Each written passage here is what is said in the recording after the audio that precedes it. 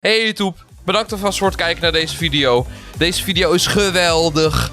Ik hoop dat jullie allemaal het einde van de video halen. Het is een kleine verrassing namelijk op het einde van de video. Vergeet sowieso niet te liken, te abonneren. En laat gewoon iets in de comments achter, man. Kijk hoe het gaat. De lul. Interrogation rooms hold some of the most horrifying, saddening, and life-changing moments in history. So here are some of the craziest interrogation moments of all time. Zo. Starting out with Thomas Robinson, a 27-year-old facing life in prison after shooting a 17-year-old boy. But Thomas wasn't going down easily. In fact, he was determined to make the cops' life as difficult as he could in the most dangerous ways imaginable. As the policeman moves to handcuff him, Thomas leans over and glances at the holster on the cop's waist, where he gets an idea that could end in death for him and the officer.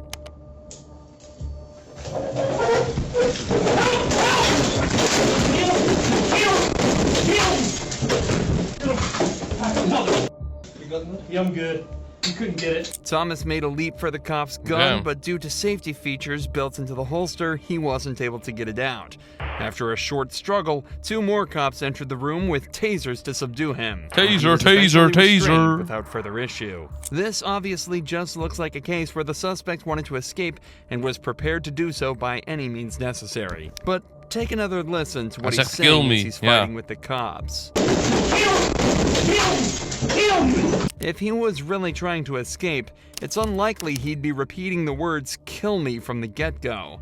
Instead, it's possible that Thomas was so terrified of his sentence and the position he was in that he made the radical move to scare the officers in hopes that they'd shoot him and spare him from what's to come. Bringing a firearm into an interrogation room is an incredibly foolish idea, and the majority of police departments forbid it for the safety of the detectives. But it seems this Las Vegas Police Department also forgot about that rule and come incredibly close to seeing the consequences. Zo, schiet op de tafel door, hè.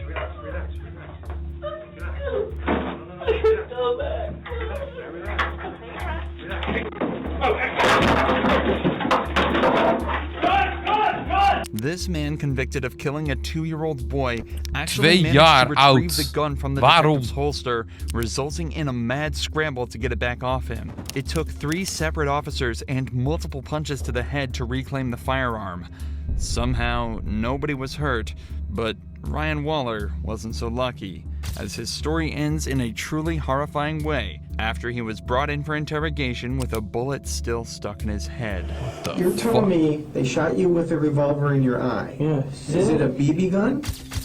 No, it was a real gun, man. It was just a revolver. They shot you in the eye. You wouldn't be talking to me right now. It was most likely you'd be dead. But little did police officers know, he was actually telling the truth.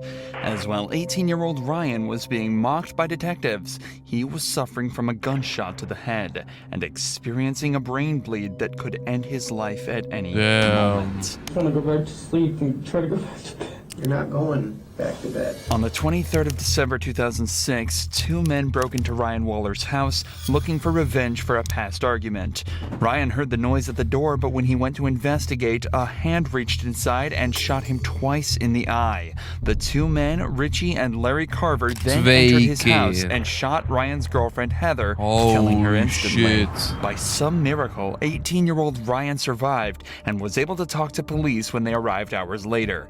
Given he'd just been shot in the head, he told them he had no idea what happened, but instead of being taken straight to the hospital, he was taken to the police station and interrogated for the longest hour of his life. Before the interview started, Ryan was left in the room alone. He squirmed in pain for 20 minutes straight, and worse yet, he was handcuffed to the desk and unable to scream for help. Man.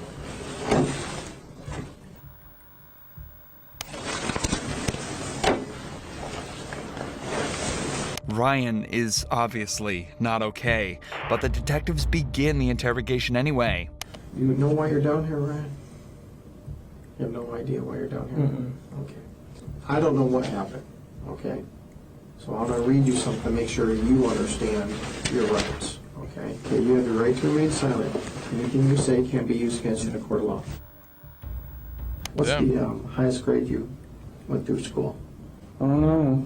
I just want to go home. Oh, you're not going to go home right now. What's the highest grade that you completed? B? B? No. Not grade, as in letter grade. Hij had nooit hoger dan een 7 gehad. Did you graduate high school? No. Do you know how to read and write, Ryan? Yeah. The way the detective is talking to Ryan implies that he knows something is wrong. He's raising his voice slightly, slowing down, and talking in very simplified language just as you would a child. Yet even with the massive red mark around Ryan's face and the dazed responses he's giving, the detective still decides that nothing is wrong and continues questioning him. Do you have a girlfriend?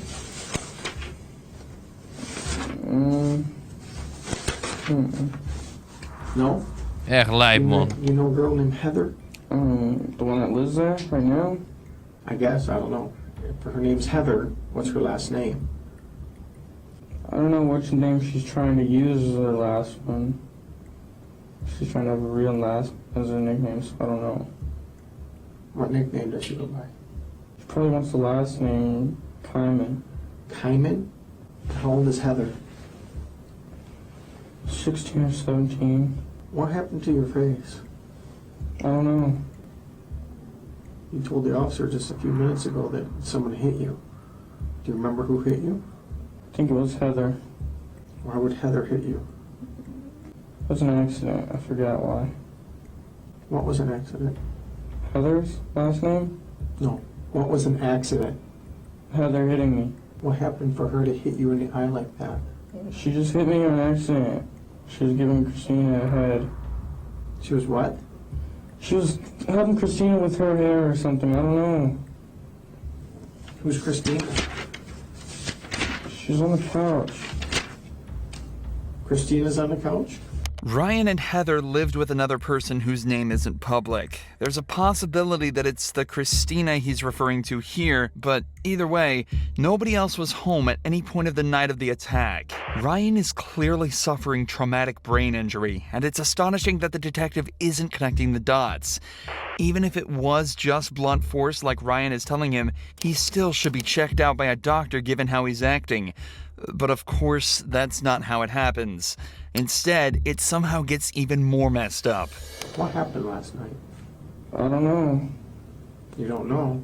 I really don't. I just want to go to sleep and go to sleep. Who was in the house when you went to sleep? Christina and Heather. Christina and Heather. Heather. And Christina was on the couch? Heather was. Heather was on the couch. You told me Christina was on the couch just a minute ago. I don't know, man. Deze man is echt oliedom. I really don't. Hoe de fuck heb je niet door dat dit gewoon fucking erge hoofdtrauma is? Do you know what happened in your house last night? Why, what happened? I don't know what happened. You're all beat up. So tell me what happened. I don't know. I just want to go to sleep, man. There's a dead girl in your living room. She's dead? Yes. Heather? The girl on the couch is dead? I don't know if she's on the couch. She's dead. Well, these people came over, Richie and his dad, with shoot and arrow, bow and darts. You know what I'm talking about? Yeah. They hit me and her with those. That's it. And Heather wasn't there. And Eric wasn't there. It was just me and Heather. And then what happened? And that's it. Richie and his dad tried to break in through the back. Richie and Dad? His dad? Who's Richie? I don't know. Well, you obviously know him. You know his name by Richie. He used to live there. Was he a roommate of yours? He used to be. They hit you? Yeah. Damn. Now it's Richie that hit you, not Heather? No, Richie and his dad. Why? Deze man is zo ver van de wereld, hè. And Logisch, je hebt een kogel in je hersenen. They each had 2 revolvers and they didn't let off any shells. Okay, you just said they had bow and arrows. Now they have revolvers? That's what I meant. They had revolvers. They have revolvers? Yes. And then what happened? And then they shot us with those. They shot both of you? Yeah. Where'd they shoot you at? I got shot in the eye. You got shot in the eye I think so. with a revolver. I don't know, man, I don't know. Then what happened? I don't know. You don't know a lot, Ryan. Hey, je hebt een kogel in je hoofd. I'd like to see this detective try and articulate himself anywhere near as Ryan is in this Yeah. situation. He's managed to recount the exact sequence of events as well as the perpetrators' names with the revolver bullet still in his brain. It does sound like an unbelievable story, and that's probably why the cop is essentially laughing at him by now. But that still doesn't excuse any part of what's going on. He's obviously distressed, in pain, and needs to go to the hospital. But he's still more than half an hour away from any form of salvation. Ryan, why don't you tell me what really happened there? Because I don't believe. I really don't know, man, I really don't. I don't know, I can tell you anything, I swear. Well, I want you to tell me the truth. That's all I want from you. Richie and his dad came there. And I don't know why, I don't know why, but they put me in sleeping hold, and like, they put me in sleeping hold with the arrows. kikker and gaat shit. weer Like, geprint I lived worden. through that crap. You're all over the board here, number one. You're saying bows and arrows, you're saying revolvers, and you're saying some other thing, and you're saying they shot you in the eye, okay? They shot you with a revolver in your eye. Yes. And that's Is it a BB gun? No, it was a real gun, man. It was just a If they revolver. shot you in the eye with a revolver, Ja. you wouldn't be talking to me right now. It was most Jawel. likely you'd be dead. That's what I thought too, man. I really don't know. I really don't know, and I just want to go back to sleep and try to go back to bed. You're not going back to bed, okay? That's not going to happen. What happened to Heather? Heather got shot Where did she get shot? inside the face once. She got shot inside of the face? Mm-hmm. How Kijk of het close eentje goed were gaat you to tussendoor. her when she got shot in the face? It was after I got shot, so I didn't even hear anything. So you got shot first, Uh-huh. and what happened? Did you call 911? Uh-uh. Did you see if she was alive? She was sleeping still, and that's it. I just let her sleep. She got shot in the side of the face, and you let her sleep? Yes. This does not make sense, Ryan. I know, I didn't mean to, man. I'm sorry. I didn't know she was passing out. That's because I got shot wrong once, too, and I was gonna pass out. Okay, this is now, not before. You're saying right now you've been shot Yes. in the eye Yes. with a revolver. Yes. All right. Ryan, you need to start telling me the truth because your story doesn't make sense. I'm trying, man. I don't know. What happened with you and Heather last night? Her dad came and shot the house. Yep. Hij zegt de waarheid. Mm-hmm. Her dad shot her.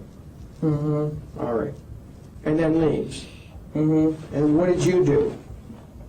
I tried to go back to sleep. After you've been shot Mm-hmm. in the eye, Mm-hmm. you didn't know enough to call 911. Mm-mm. Ryan, look at me. Ryan, Yes. I don't know, man. I really don't why know. did you shoot Heather, Ryan? I didn't shoot Heather. She was already shot once by her brother, I swear. Richie. Yes. Richie shot his own sister. Yes, I swear. Damn. That's it. Sit down. Not me. And you've been shot in the eye. Yes. Put your legs down. Put your legs down. Bring your face closer.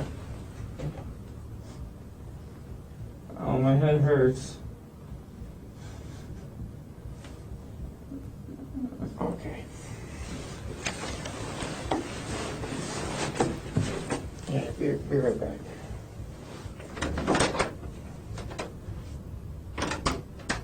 Finally, the detective at least considers the fact that Ryan might be in some form of physical distress. Holy he leaves shit, the echt room nu to pas. ask for an Hoe lang ambulance heeft het and returns geduurd? momentarily to try and get a few more details about the shooting. Ryan clarifies that Heather isn't related to Richie or his dad, and that he's got no idea why they attacked him that evening. 10 minutes later, the fire department arrives to take a look at Ryan's The injury. fire department. Acting like he has a serious head injury, which would make sense. But you guys confirm. Ryan. Yeah, we'll take them. I don't know why. Yeah, we can tell. Did that all? Has it been like that before, or it just happened tonight? It's been like this for like a day or so. So it happened what? The other night? I don't know. You don't know what happened. Damn. Were there guns around? Echt, what the fuck gewoon. Kid Eric did it. I don't know how he did it exactly. I might have been shot. I don't know. Ryan gets his blood pressure taken, and finally, after 56 minutes of unnecessary and ultimately deadly interrogation, he's taken to the hospital. Upon inspection at the hospital, doctors immediately realized his status was critical and that he also had indeed been shot in the eye. They also told his father that he'd contracted an infection that could have been prevented had he received proper care. Ryan stayed at the hospital for 35 days and lost part of his brain and his left eye. Worst of all, though, he experienced regular seizures from the day he left the hospital until 2016, when one finally took his life. Richie and Larry were both given life in prison without the possibility of parole. Ryan's father also sued the police department. But as is so often the case, he only received a fraction of the punishment, less than 3 years in prison. Many people believe this officer should be charged with assault and possibly even murder, 100%. and that 3 years is absolutely not enough, especially compared to cases like Reed Durans, who's facing up to 30 years in prison after attacking a cop. Reed was arrested at an elementary school after he was seen pretending to be the father of a kindergartner. Reed was seen to be acting strangely around the kids and failed to correctly name any of the children there, so he was arrested and taken to the police station. In the interrogation, Reed freely told officers that he intended to lure one of the children out, feed them candy laced with tranquilizers, then abduct them while they were unconscious. But after what seemed like an easy interrogation, Reed suddenly decided that the detective had heard enough and made a bid for his escape. Put your unit up here. Put your hands behind your back now. Okay. You kidding me right now? Reed had picked up a pen and attempted to stab the officer with it, but the officer's reflexes and composure helped him to instantly take him down and restrain him. That, and the fact that the pen isn't the most effective weapon. Either way, Reed was arrested and charged with attempted kidnapping and now a felony count of assault. He's currently awaiting trial and facing up to 30 years in prison. Reed's escape obviously didn't end very well for him, but the story is different for Quantrell Schwarzlow, who managed to escape the cops faster than anyone in history. Oh ja, hij gaat het raam uit. Quantrell was brought in for strangling a girl and assaulting her, a crime he clearly didn't want to be convicted of. Laters.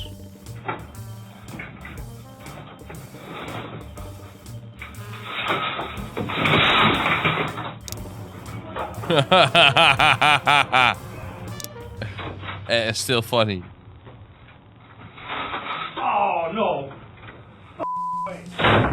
Unfortunately for Quantrell, his handcuffs were a dead giveaway, and he was captured 4 hours later.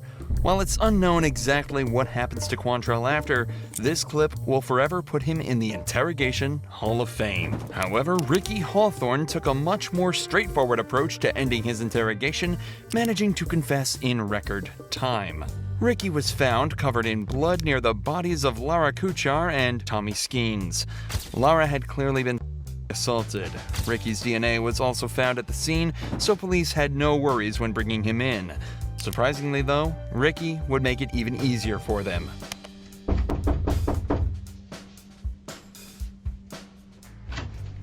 Hey, come on in. Hey, yes sir. Yeah, I did. I was- I did. You know what? Let's do this. I did it, but I think somebody came behind me and finished it. Okay. Yeah, I did it. So much for staying silent. Right. However, Ricky is Prima, alleging that he wasn't actually the murderer. He just attacked the couple and assaulted Laura. It was someone else that finished the job. Even though the evidence was stacked against him, he still would have had a better chance of getting away with it if he just stayed silent. There's 3 more people. I don't know. And you know what? They was living when I left, but I think somebody came in behind me and finished them off. I did beat the shit out of them, but it was somebody else. I left.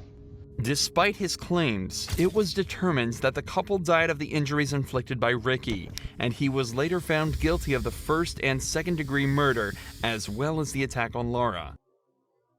Okay.